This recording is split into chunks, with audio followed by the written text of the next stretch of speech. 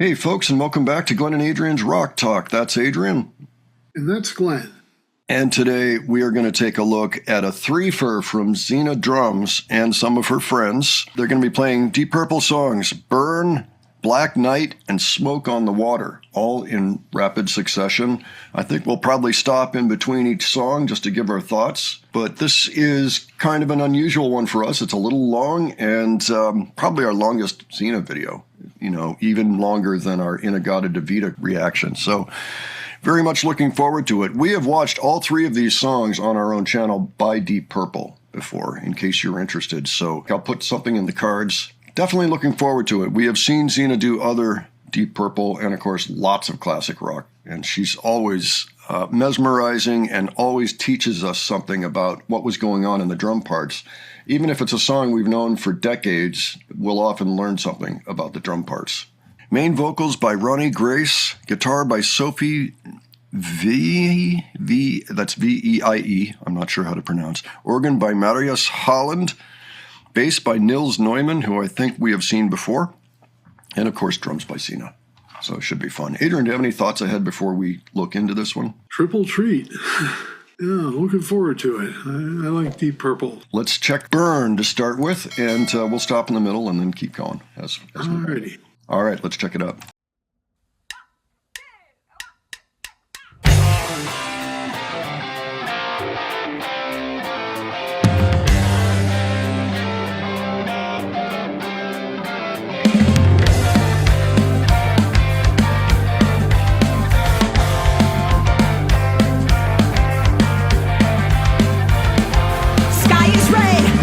Past midnight, I still see the lead. People saying the woman is dead.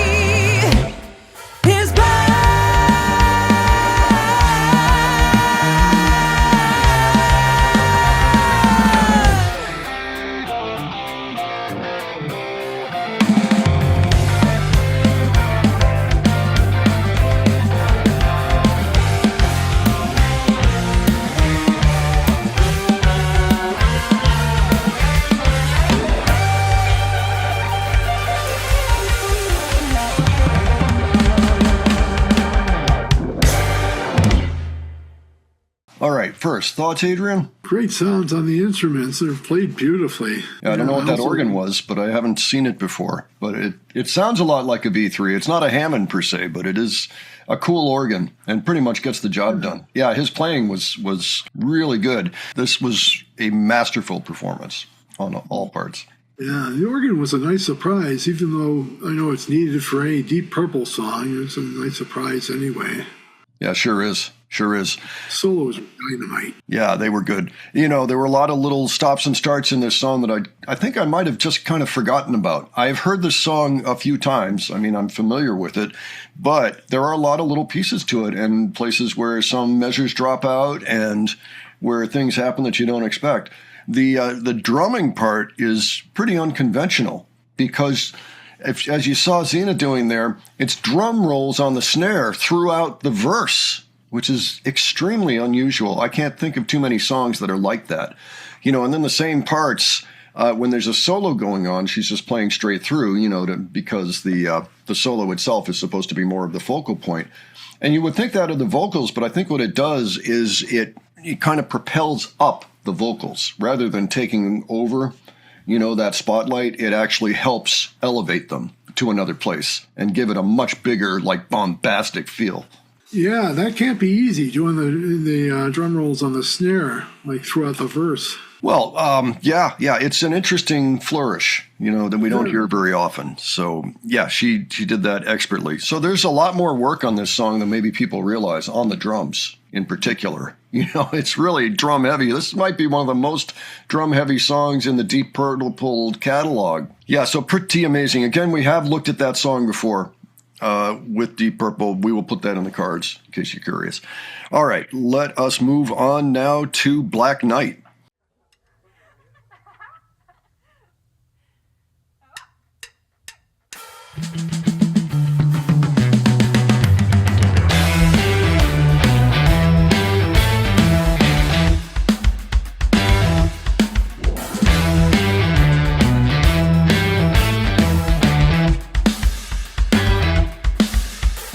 Black night is not right.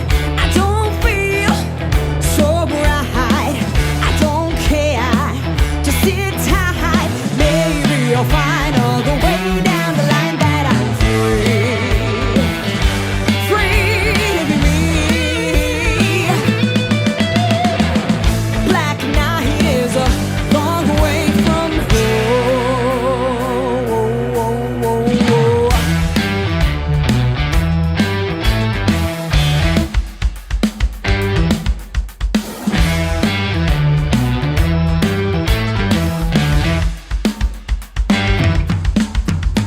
I don't need a dark tree. I don't want a rough sea. I can't feel, I can't see. Maybe I'll find all the way down the line that I'm free. Free to be me. Black night is a long way from home.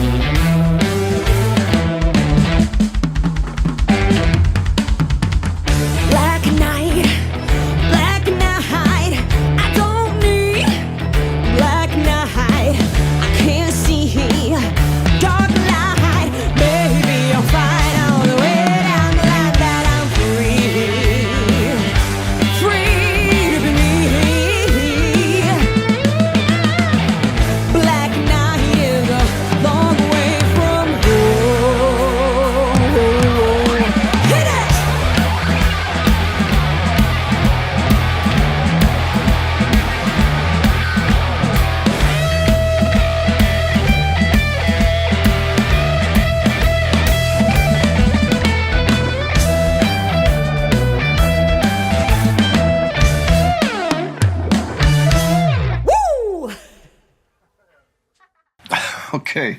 Well, very cool. Very cool to see that one done by them. And yeah, I do think we did this recently because I remember the story.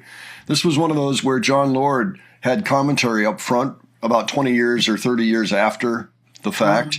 And he talked about it and he said, oh, they said we need another song. Oh, no. What are we going to come up with? I think they wanted a single, too.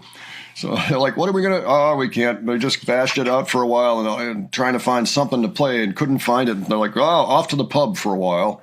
And they came back after the pub and finally worked it out. And they got the riff first. And then Ian Gillan went off and wrote the lyrics in another room. And then maybe they all added to it. I don't know after that. But yeah. It's another riff that is stuck in my head for decades. That's such a familiar phrase to me. Yeah. Well, I mean, it shows up in a few places. I recognize actually that this is also the riff for the Blues Magoos' We Ain't Got Nothing Yet.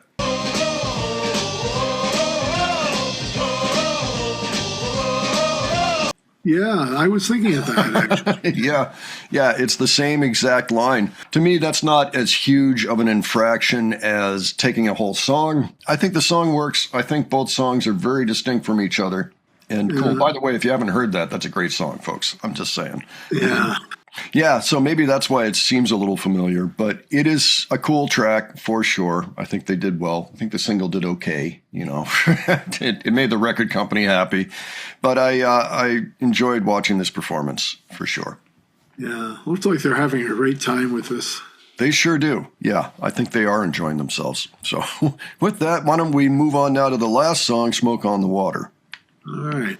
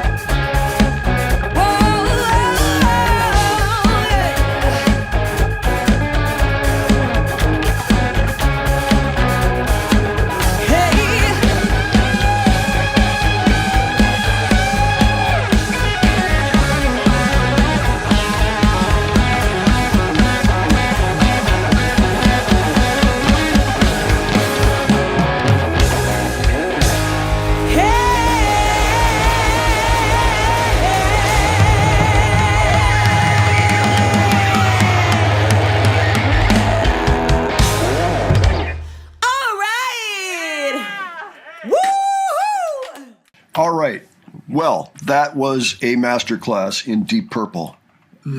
Every player was spot on. I mean, Ronnie Grace sounded amazing on those vocals. She really did Ian justice. Yeah, splendid vocals. I like the timbre of her voice, too. She's got a great rock voice.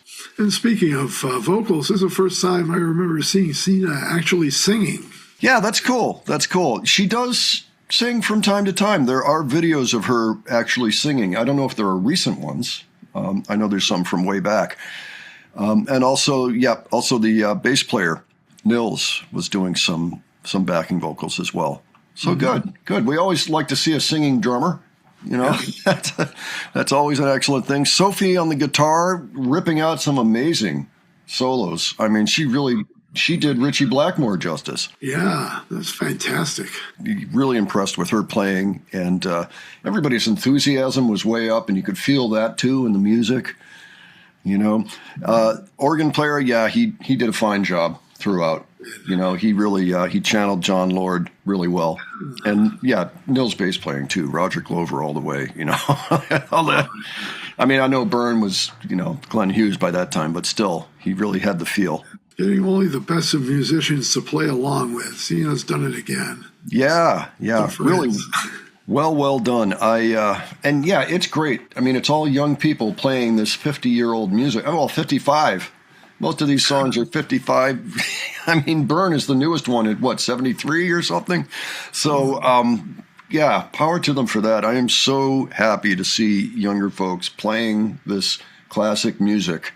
You know, really, I think at some point we're all going to look back on that era, just like some people look at the classical era. You know, whether you're a Tchaikovsky fan or a Bach fan going way back, or Beethoven or what have you, those eras, I think that the classic rock era is going to be just like that. Because there's so much fantastic music, and maybe we didn't even recognize it for how good it was at the time, but as time goes on, it's just showing how strong it is and how powerful it is. So I'm so happy to see people playing it. And Sina, yeah, she brings these all the time, and we really appreciate that. Yeah, these young people playing that music gives me hopes for the future. Yeah. Rock and roll and everything coming back. I think rock is going to stick around. It may remain a genre, kind of like jazz. I mean, there's so much amazing jazz I love 50s and 60s, hard bop. I love the stuff where there's quartets going on and there's a saxophone and maybe another horn, and then you got the amazing like Elvin Jones on the drums or Roy Haynes or one of those guys, incredible players, a Ron Carter bassist or Jimmy Garrison or what have you. It's the coolest, but it's a little niche now. Rock may end up that way, but you know what? As long as it's still in the conversation, I'm happy. Especially with the young folks. I appreciate that so much. Oh yeah. Okay, folks, why don't you let us know what you thought of this? This was kind of a long reaction. Hope you don't mind. But I just thought it was worth checking out all three, for the fact that we love Deep Purple and we also have so much faith in Sina and her ability to bring these things to life. Give your thoughts. Tell us what your favorite one was. Let us know if you have any particular emotional connection to any of these songs, anything like that. I always like to hear your experiences, if you saw Deep Purple, etc.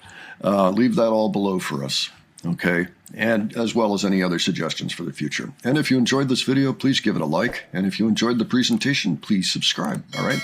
Thanks so much for joining us today. We'll catch you on the next one. Take care, folks. See you all later.